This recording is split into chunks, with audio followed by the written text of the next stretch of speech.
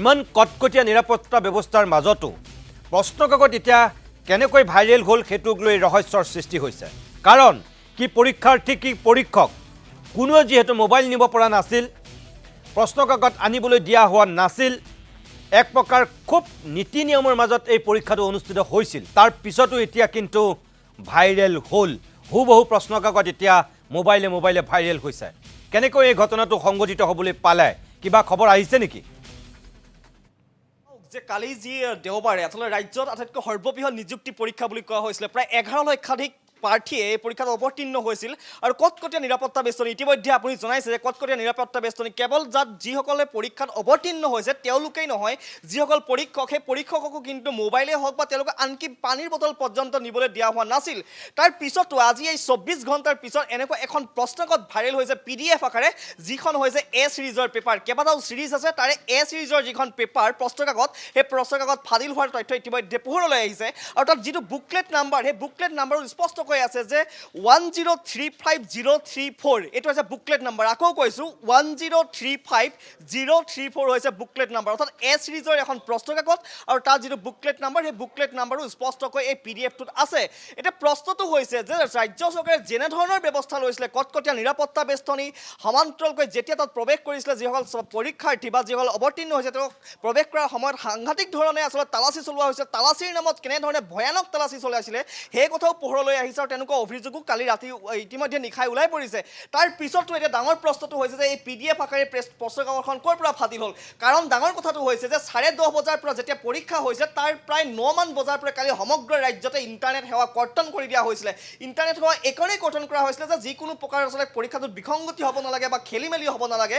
ইয়াৰ পিছতো কিন্তু এই ইণ্টাৰনেট সেৱা কৰ্তন, কটকটীয়া নিৰাপত্তা বেষ্টনী, বিভিন্ন প্ৰচণ্ড সতৰ্কতা, এই সতৰ্কতাৰ পিছতো কিন্তু PDF আকাৰে এখন প্ৰশ্নকাকত ফাদিল হৈছে। আৰু প্ৰশ্নকাকতখন স্পষ্টকৈ A সিৰিজৰ এখন পেপাৰ যেনেধৰণৰ হুবহু, অৰ্থাৎ 1 নম্বৰ প্ৰশ্নটোত A সিৰিজত যেনেকৈ আহোম সাম্ৰাজ্যৰ শেষৰটো ৰাজধানীৰ কথা কোৱা হৈছিলে, ইয়াতো একেই আছে। অৰ্থাৎ পেপাৰখন কেতিয়াও আচলতে মিছা নহয় বা এখন কেতিয়াও এখন ভুল পেপাৰ প্ৰশ্নকাকত হ'ব নোৱাৰে, প্ৰথম কথা।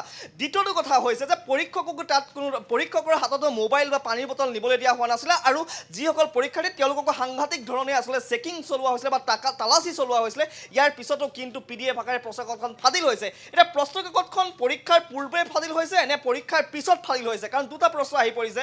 যদিহে পৰীক্ষাৰ পূৰ্বে ফাদিল হৈছে নিঃসন্দেহে প্ৰশ্নকাকত হয়তো কোনোবা পৰীক্ষাৰ্থীয়ে পাব পাৰে, প্ৰথম কথা।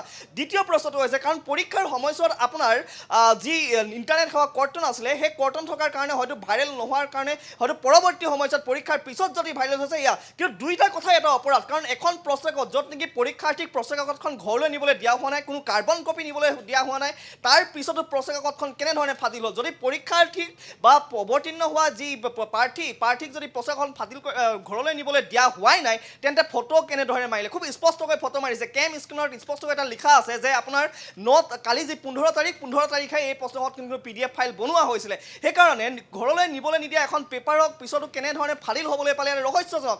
ইয়াত কোনোবা পৰীক্ষাৰ্থী জড়িত নে পৰীক্ষক জড়িত, এয়া ডাঙৰ প্ৰশ্ন। আৰু ৰাজ্য চৰকাৰে বাৰে বাৰে কৈ আছে যে বিভিন্ন পন্থা গ্ৰহণ কৰা হ'ব, যিসকলে এই ধৰণৰ কাম কৰে তেওঁলোকৰ বিৰুদ্ধে কঠোৰ ব্যৱস্থা লোৱা হ'ব। এতিয়া প্ৰশ্নটো হৈছে যে মুখ্যমন্ত্ৰী ডক্টৰ হিমন্ত বিশ্ব শৰ্মাই যি স্বচ্ছ নিকা নিযুক্তিৰ কথা কয়, এই স্বচ্ছ নিকা নিযুক্তিক লৈ কোৱাৰ পিছত যদি এনেধৰণে প্ৰশ্নকাকত ফাদিল হয় বা এনেধৰণে PDF আকাৰে ঘৰলৈ নিবলৈ নিদিয়া পেপাৰ এখনো যদি ফাদিল হয় বা PDF আকাৰে ভাইৰেল হয়, তাৰ পিছত এই স্বচ্ছতাক লৈ প্ৰশ্ন কিয় নাথাকিব। আৰু মৃদু যিহেতু এই পৰীক্ষা যিসকলে নিয়ন্ত্ৰণ কৰিছিল তেওঁলোকে কিন্তু আনকি আগতীয়াকৈ সংবাদমেল পাতিও এটা কঠোৰ বাণী প্ৰেৰণ কৰিছিল সকলোলৈকে। কাৰণ 1 কোটি টকা পৰ্যন্ত জৰিমনা বিহাৰ পৰা ধৰি কিবা কিবি ঢেৰ কথা কৈছিল। তাৰ পিছতো যে এই পৰীক্ষা প্ৰশ্নকাকত এতিয়া ফাদিল হৈছে, তুমি যিটো কথা কৈছা যে পৰীক্ষাৰ আগত হৈছে নে পিছত হৈছে, মই ধৰি লৈছোঁ পৰীক্ষাৰ আগত নাই হোৱা, ধৰি লৈছোঁ বুলি কৈছোঁ। পিছত যদি হৈছে তেনেহ'লে এয়া ছাত্ৰ ছাত্ৰীয়ে নাই কৰা, কোনোবা পৰীক্ষকে কৰিছে। যদি পৰীক্ষকে কৰিছে কিয় এইটো কাম কৰিলে তেনেহ'লে? পৰীক্ষাটো কিবা বেমেজালি সৃষ্টি কৰিবৰ কাৰণে নে যিটো সুৰুঙা আছিল সেই সুৰুঙাটো এক প্ৰকাৰ দেখুৱাই দিলে যে ক'ৰবাত নহয় ক'ৰবাত কিন্তু ইয়াত কিবা এটা থাকি গ'ল? হয় কোনোবাখিনিত আচলতে বিসংগতি থাকি গ'ল এটা প্ৰশ্ন উত্থাপনৰ হৈ গ'ল সেইটোৱে কৈছোঁ যে যিহেতু প্ৰশ্নকাকতখন ঘৰলৈ দিবলৈ দিয়া হোৱা নাছিলে হয়তো পৰীক্ষাৰ্থীৰ হাতত প্ৰশ্নকাকতখন নাছিল তাৰ পিছতো এইখন ফাদিল কেনেকৈ হ'ল বা PDF আকাৰে কোনে ফটো মাৰিলে সেই ডাঙৰ প্ৰশ্ন আপুনি যিটো কৈছে যে যদিহে পৰীক্ষক জড়িত হৈ আছে তেওঁলোকৰ বিৰুদ্ধে কিবা ব্যৱস্থা লোৱা হ'বনে নহয় যিহেতু ৰাজ্য চৰকাৰে যেতিয়া পৰীক্ষাৰ হোৱাৰ ঠিক আগৰ সময়ছোৱাত কৈ আছিলে যে তেওঁলোকক বিভিন্ন ধৰণৰ ফাইন জৰিমনা বিহা হ'ব শাস্তি প্ৰদান কৰা হ'ব জেললৈ কাৰাগাৰলৈ নিক্ষেপ কৰা হ'ব ইয়াৰ পিছতো এই ধৰণৰ প্ৰশ্নকাকতখন ফাদিল হৈ পৰিছে 11 লক্ষাধিক পৰীক্ষাৰ্থী যিটো পৰীক্ষাত অৱতীৰ্ণ হৈছে এই পৰীক্ষাৰ্থীসকলে এতিয়া কাক বিশ্বাস কৰিব ডাঙৰ প্ৰশ্নটো হৈছে কাক বিশ্বাস কৰিব এই প্ৰশ্নকাকত ফাদিলৰ হাৰত অদৃশ্য শক্তি কোন এটা কথা চাওক যে প্ৰশ্নকাকতখন ঘৰলৈ কোনো পৰীক্ষাৰ্থীক দিবলৈ দিয়া হোৱা নাই কাৰ্বন কপিও নিবলৈ দিয়া হোৱা নাই তাৰ পিছতো ইমান স্পষ্টভাৱে ফটোখন তুলিছে 90 পৃষ্ঠা কম পৃষ্ঠা নহয় 1-2 পৃষ্ঠা নহয় বা 10 পৃষ্ঠা 90 পৃষ্ঠা ফটো মাৰি PDF কৰিছে কেম স্কেনাৰৰ জৰিয়তে তেতিয়াহ'লে ডাঙৰ প্ৰশ্নটো হৈছে যে ইয়াৰ আঁৰত কোন অদৃশ্য শক্তিৰ হাত থাকিব পাৰে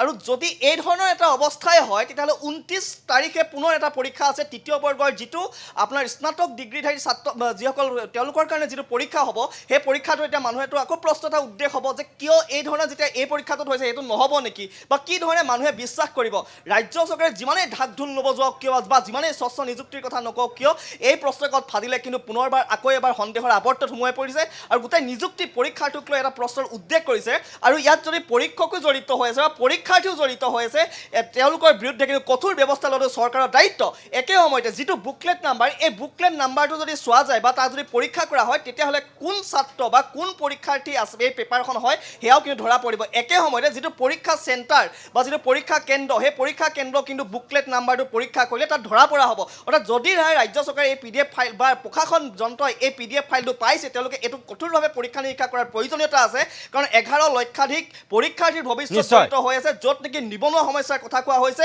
তেওঁলোকে নিবনুৱা সমস্যাক জড়িত এখন জৰ্জৰিত এখন ৰাজ্যত এটা পৰীক্ষা আৰু পৰীক্ষাৰ নামত এই ধৰণৰ ভেকু ভাওনা বা এই ধৰণৰ PDF ফাইল যেতিয়া আপোনাৰ এনেদৰে ভাইৰেল হৈ পৰে তাৰ পিছত কিন্তু বিশ্বাসযোগ্যতাৰ এটা অভাৱ ঘটে আৰু নিঃসন্দেহে মুখ্যমন্ত্ৰী ডক্টৰ হিমন্ত বিশ্ব শৰ্মালৈও কিন্তু তেওঁ যিমানে ঢাক ঢোল নবজাওক বা যিমানে স্বচ্ছ নিযুক্তিৰ কথা নকওক এই স্বচ্ছতাক লৈ কিন্তু প্ৰশ্নৰ উদ্দেশ্য হয় ধন্যবাদ জনাইছোঁ মৃদু আৰু যদি পৰৱৰ্তী সময়ত আচলতে এই সন্দৰ্ভত আৰু কিছু নতুন খবৰ আহে আমি তোমাৰ কাষলৈ যাম কোনে আচলতে ভাইৰেল কৰিলে কিয় কৰিলে এইটো আজিৰ দিনত কোটিটকীয়া প্ৰশ্ন কাৰণ আগত 29 তাৰিখে আকৌ এটা পৰীক্ষা অনুষ্ঠিত হ'ব যিহেতু স্নাতক উত্তীৰ্ণসকলৰ কাৰণে এই পৰীক্ষাটো আছিল তৃতীয় বৰ্গৰ সেইসকলৰ কাৰণে যাৰ উচ্চতৰ মাধ্যমিকৰ সৰ্বাধিক উত্তীৰ্ণ আছিল আৰু এইবাৰ স্নাতক উত্তীৰ্ণসকলৰ কাৰণে যিহেতু কম্পিউটাৰ শিক্ষা থকা সেই অগ্ৰাধিকাৰ দি যিসকলৰ কাৰণে পৰীক্ষা অনুষ্ঠিত হ'ব তাৰ পূৰ্বে যিহেতু এই প্ৰশ্নকাকতখন এতিয়া ভাইৰেল হৈছে সঁচাকৈ চৰকাৰৰ দায়িত্ব যে এইখন কোনে ভাইৰেল কৰিলে কিয় কৰিলে আৰু যিহেতু এখন আচল পেপাৰ বুলিয়েই আমাৰ সাংবাদিকসকলে যিহেতু নিশ্চিত কৰিছে